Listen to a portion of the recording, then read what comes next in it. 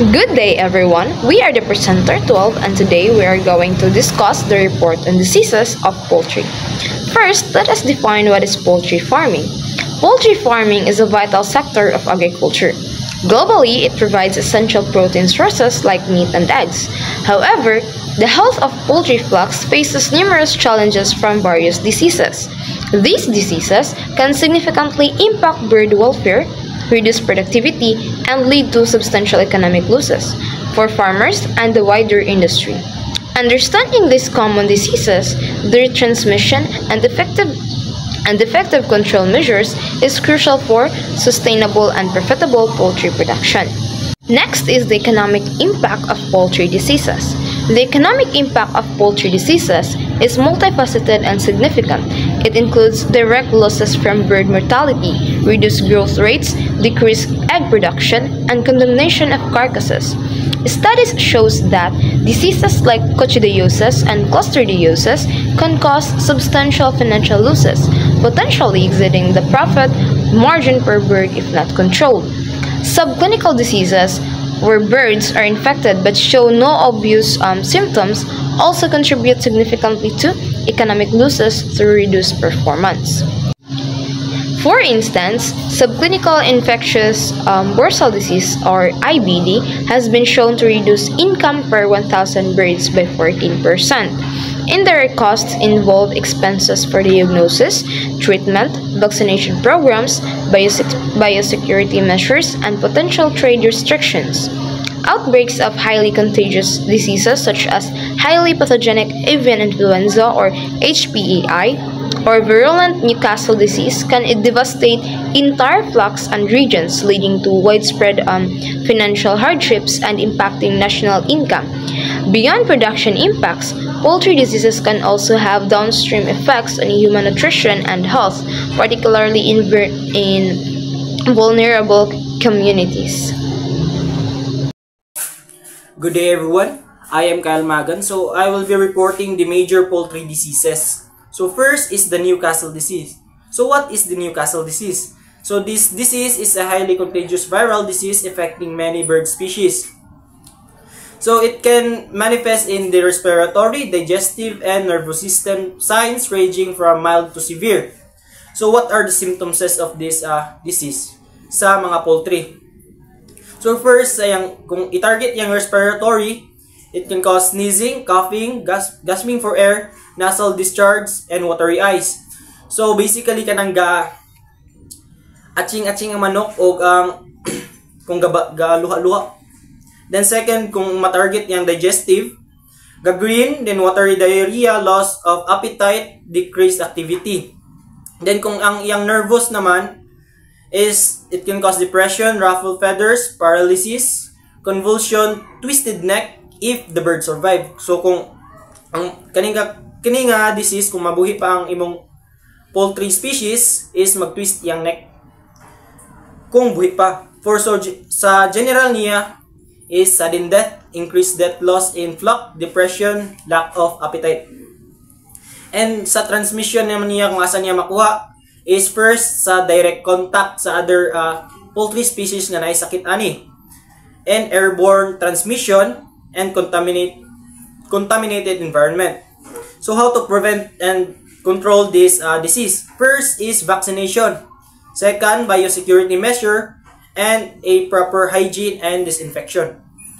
So the second disease is avian influenza, or basically a bird flu.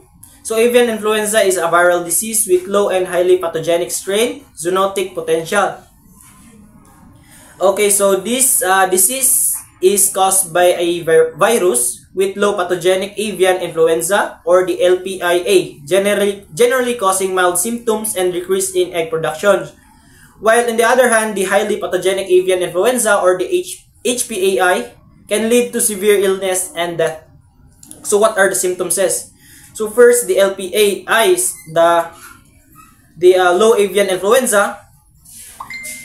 It causes mild or no visible symptoms but may include ruffled feather or decreased egg production.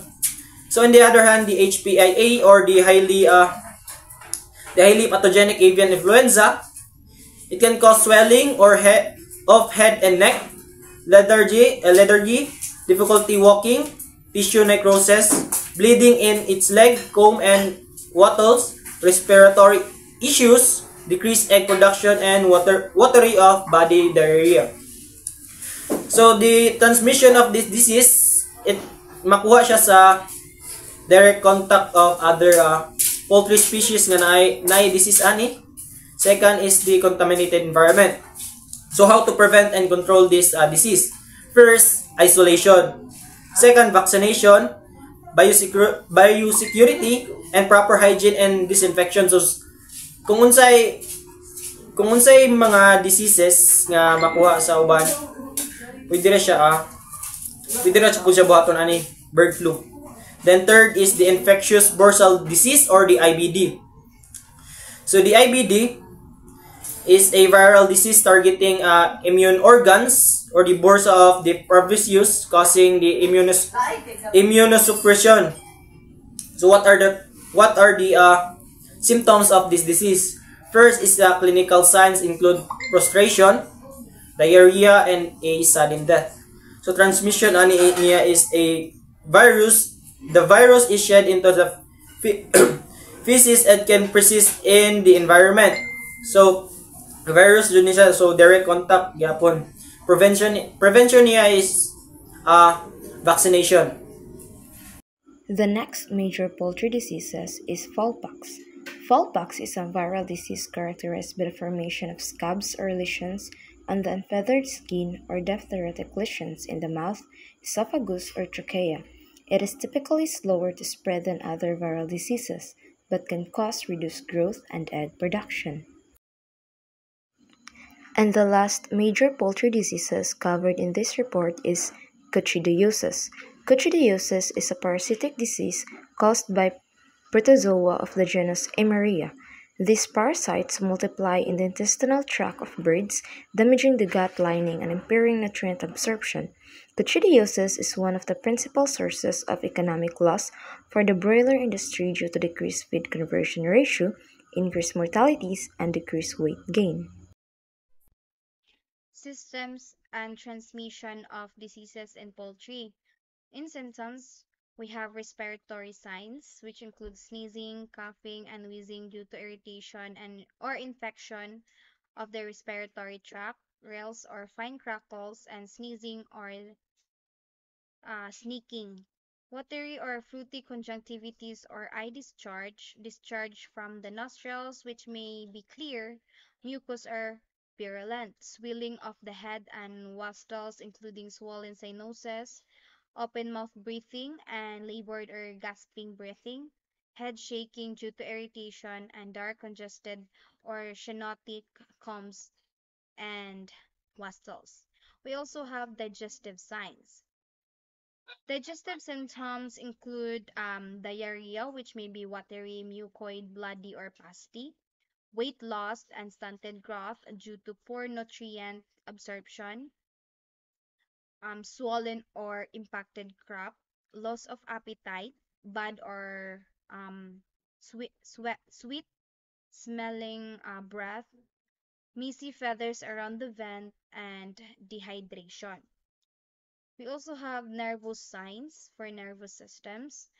Um, Diri naga-include ang mga tremors and shaking, circling behaviors, twisting of the head and neck, paralysis of wings, legs, or both, falling over backwards or inability to stand or walk, and blindness or gray eyes.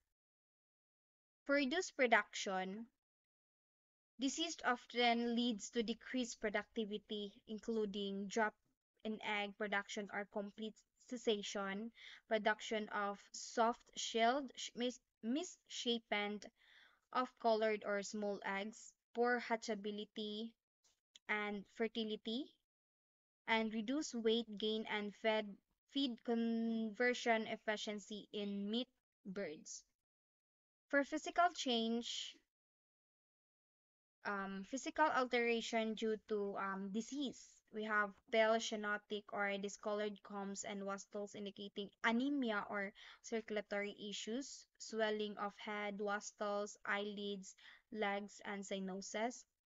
We also have nodules or tumors under the skin or internal organs, ruffled and thrifty feathers and angiopenes, and skin lesions such as scabs or follicular swellings. And for the increased mortality in symptoms, high death rates are commonly in many poultry diseases and may present as sudden death is apparently healthy birds. Progressive mortality peaking around 2 weeks of age in some conditions. We also have the mortality may be linked to respiratory failure, toxemias, septicemia, or nervous system impairment.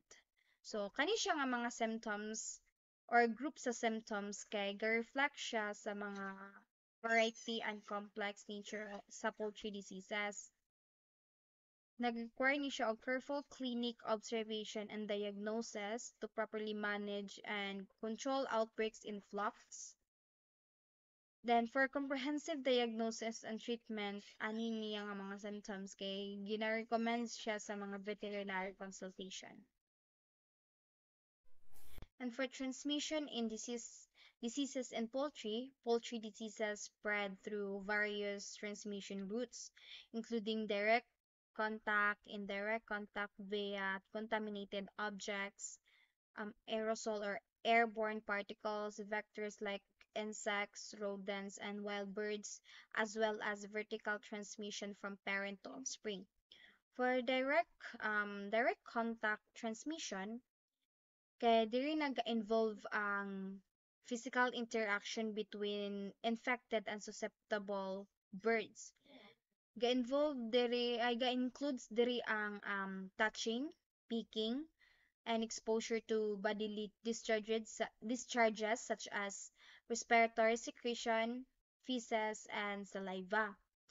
And then diseases like avian influenza, Newcastle diseases, and swollen head syndrome readily spread through this route. And for indirect contact transmission, kay diri siya ga-occur when healthy birds come into um come into contact with contaminated objects such as equipment, bags, cages, clothing, shoes, or human hands. Thus, contaminated equipment including cages, crates, vehicles, or poultry housing, kay dako kaayo ilahang rule ani gyud in spreading pathogens like avian influenza and infectious bronchitis. Clothing, shoes, and vehicles of caretakers and visitors may carry infectious agents between flocks, especially if proper biosecurity measures are not enforced. And also contaminate and also contaminated feed and water kay makakause food siya sa infection. For aerosol or airborne transmission, kay many respiratory diseases sa poultry kay na-transmitted siya by inhalation of airborne droplets or dust contaminated with virus or bacteria. Ang Newcastle disease virus kay known siya to survive in small airborne particles, facilitating rapid spread within and between flocks. Infectious bronchitis, avian influenza, and mycoplasma infections can also be spread through aerosols originating from respiratory secretions. And then, ang aerosol transmission kay, ang ihag yung primary route ani niya kay sa kuan, close confinement settings where birds share airspace. And for vector transmission, when it comes to insects such as flies, mosquitoes, and letter beetles can mechanically carry pathogens on their bodies or transmit them biologically. Ang mosquito kay primary vectors ni siya sa mga diseases like fowlpox and equine encephalitis virus, harboring and spreading the virus between birds. And for tapos ang flies ug ang beetles kay ga-carry sila pwede sila maka-carry og Newcastle disease virus, avian influenza and bacterial pathogens contributing to disease spread in poultry farms. And for vectors like rodents kay significantly mechanical vectors gini ang mga rodents and reservoirs for many poultry pathogens. Makakontaminate ni sila sa mga pagkaon, sa tubig, sa mga gipuy-an nga mga area with urine and feces, spreading bacteria like Salmonella and Pasteurella, and viruses including avian influenza and infectious borsal disease. Ang kaning mga rodents kay makakarry po ni sila og mga parasites that can affect poultry health. And then wild birds, ang kaning mga wild birds kay especially migratory waterfowl are natural reservoirs for pathogens like avian influenza viruses. Dayon, pwede sila directly transmitted diseases to domestic poultry through physical contact or indirectly by contaminating the environment, including ang mga water sources, ang mga pagkaon, ang mga equipment, ang mga sinina through feces and secretions. Ang wild birds kay importante siya sa kaning pag-introduce o pag-maintain sa mga disease agents in poultry population.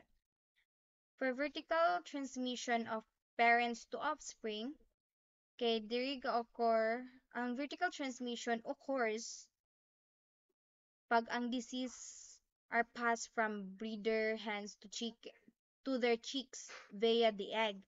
Bacterial diseases like Salmonella, Poliorum, and Gallinarum, viral infections such as avian encephalomyelitis, avian leukosis virus, and mycoplasmosis are transmitted vertically. Makakause ni siya og early mortality, developmental issues, or persistent carrier states in chicks. Vaccination of breeders, stringent hatchery hygiene, and monitoring breeder flocks are important for preventing vertical transmission. So, kani siya nga image nga gipakita sa PPT, kay mo ni siya ang transmission routes in humans. Na siya duha ka term, which is short term o long term transmission. So, ang short terms kay diri naga-involve ang direct interaction between individuals. For direct contact, diri involve ang physical touch, such as shaking hands, hugging, or sexual contact can transfer pathogens like bacteria, viruses, and parasites. Pwede po siya ma-spread ang mga diseases or pathogens within households, workplaces, or crowded settings. For long-term range transmission sa humans or sa mga poultry, kay ang long-range transmission kay ga-refer siya sa pag-spread over larger distances. There can involve travel or environmental dissemination. Pwede po siya sa mga food or water. Good day everyone, my name is Edwin Christopherson Victor Hebra Mendoza and I will be discussing to you the prevention and control. Number 1 is the vaccination program tailored to local diseases. Number 2 is the proper management. Proper management contains the factors such as clean feed water, ventilation, stocking density, and lastly is litter management. Number 3 is disease monitoring and early detection. And number 4 is biosecurity measures like farm access control, sanitation, personal hygiene, sourcing disease-free birds, pest control, isolation or quarantine, limiting farm visitation, keeping animals out of poultry houses. And number 5 is the biosecurity components, such as the isolation, traffic control, and sanitation. Zoonotic concerns and food safety. Some poultry disease can infect humans, that is called zoonosis. Examples are avian influenza and salmonellosis. Human transmission can be a direct contact, indirect contact, contaminated food, inhalation. Prevention to these are avoid contact with sick birds, good hygiene, protective equipment or PPE, safe food preparation, cooking and pasteurization kills pathogens, food safety is critical, infected flocks removed from food supply. And that would be all. This would be our references. That would be all. Thank you.